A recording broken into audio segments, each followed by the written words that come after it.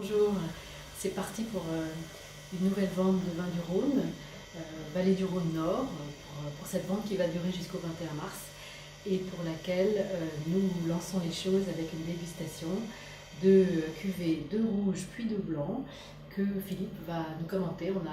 On a les dents un petit peu teintées, on vient de les déguster, ce sont des vins jeunes mais très prometteurs.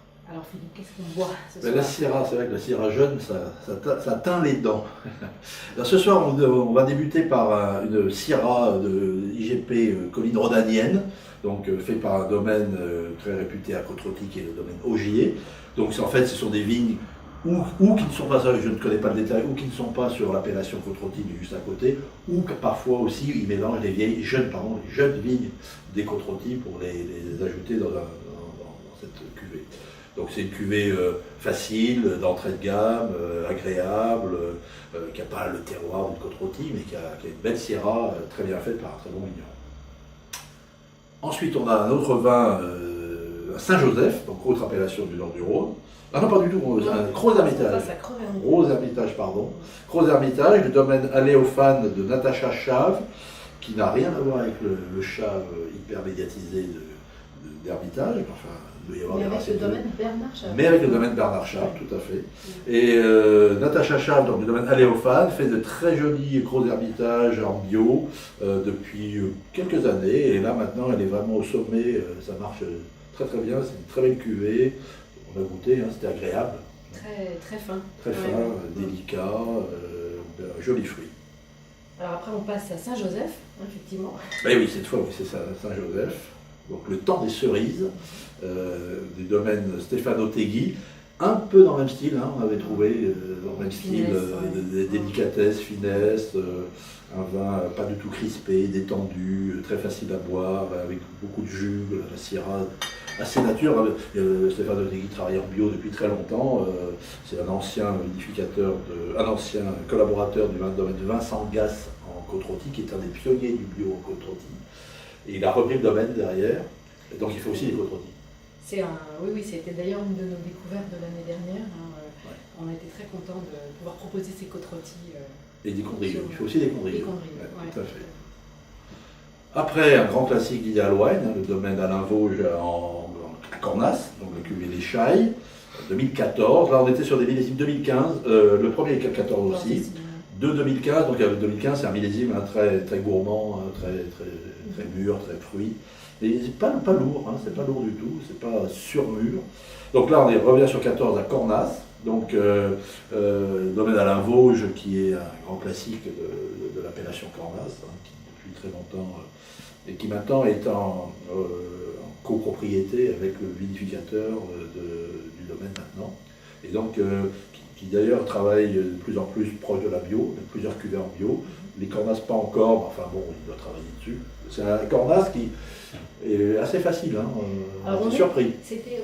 On sent évidemment plus de densité déjà, on grimpe d'un cran, mais on reste quand même sur quelque chose de très agréable, déjà très abordable. Alors ça doit être plus abordable que les cuvées là, de vieilles vignes ou vieilles fontaines qu'ils font aussi, qui sont de très très vieilles vignes, qui doivent être un peu plus difficiles à aborder jeunes. On passe au grand vignoble de Côte-Rôtie. Donc là, on a deux Côte-Rôties. Le premier, c'est un domaine très traditionnel, peu connu, mais qui commence à émerger. Il est peu connu, mais il est très, très ancien. C'est le domaine Levé. Là, c'est la cuvée Améthyste. Ils font 3 cuvées.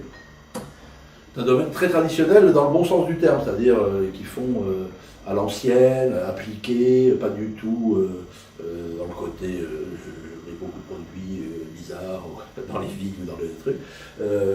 Alors c'est des vins, je pense, qu'il faut aérer et garder. Hein. C'est pas des vins qui se livrent facilement jeunes. Il est un petit peu plus fermé. Voilà, il est plus fermé parce que justement, c'est le style traditionnel qui ne cherche pas à plaire tout de suite. C'est Côte-Rôtie, c'est un vin de garde, je fais un vin pour la garde. Donc c'est un peu moins séducteur dans sa jeunesse, mais c'est pas mal. Et en plus, il y a des tarifs. C'est ce que j'allais dire. Son prix reste très modéré par rapport à d'autres dans l'appellation. Bien sûr. Après, on a un enfant terrible de Côte-Rôtie. Il y a un enfant terrible parce qu'il est très à part. Donc c'est le domaine de Jean-Michel Stéphan. Donc là, c'est la Côte-Rôtie générique 2014. Pourquoi enfant terrible? Parce que Jean-Michel Stéphan Côte-Rôtie est une appellation traditionnelle, classique, et lui vinifie depuis longtemps, et il est en bio et sans soufre. Donc c'est un vin de nature, entre guillemets, qui a ce côté justement assez fruit, facilité, mais qui a une vraie densité derrière. C'est pas un Beaujolais de Côte-Rôtie. Non, c'est un vin très dense, mais très facile à boire. Alors on est encore en 2014. Donc et on est en 2014. C'est encore une année, effectivement, qui a une caractéristique probablement plus abordable. Oui, et puis il a 1 an de plus de bouteille, donc forcément il est un peu plus ouvert. Honnêtement, c'est un Côte-Rôtie qu'on a presque envie de boire tout de suite. Il est abordable tout de suite. Tout à fait. Est-ce qu'il va se refermer? Non, je pense pas. Non, je pense pas, parce qu'on est quand même en 2017, il n'a pas tout à fait 3 ans. Il n'y a aucune raison qu'il se referme spécialement. Je ne suis pas dans la bouteille, mais je ne pense pas qu'il se ferme. Alors dans le Rhône, il y a aussi des blancs, dans le Nord aussi, des grands blancs même. Donc on va en goûter 2 ce soir. Alors oui, les blancs après les rouges, parce qu'on a un blanc, on terminera par un blanc un peu qui a beaucoup de puissance, et je pense que le premier rouge derrière aurait souffert. Donc là, il vaut mieux goûter les blancs après les rouges. Donc le premier blanc, le même domaine que le Cornas. Donc le Cornas, c'est voisin de Saint-Péret, donc c'est assez logique que les gens aient des vignes dans l'appellation Saint-Péret. Donc Saint-Péret, c'est une appellation uniquement de blanc, avec en général beaucoup de marsanne et roussanne, comme tous les blancs du Rhône-Nord. C'est en bio aussi maintenant, ils sont en bio sur le Saint-Péret. Saint-Péret fait aussi, pour la petite histoire, des vins effervescents. Oui. Ils font pas mal de... On en a d'ailleurs. Oui, il y en a aussi. Oui, les bulles d'Alain, je crois que c'est les bulles d'Alain. Donc c'est un vin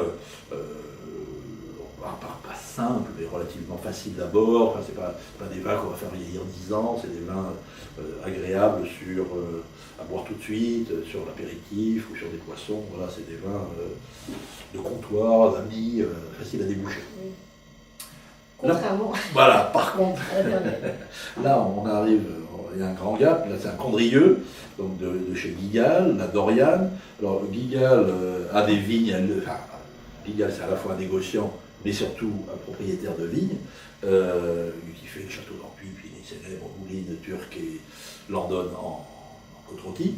Et il a aussi ses propres vignes à Condrieu, qui font la Doriane. Donc la Doriane, c'est un Condrieu extrêmement puissant, extrêmement dense, une grosse matière. Alors, c'est pas un vin d'apéritif, c'est un vin de gastronomie, donc avec des notes d'abricot, des notes très mûres, de raisins très mûrs, qui vont sur des plats.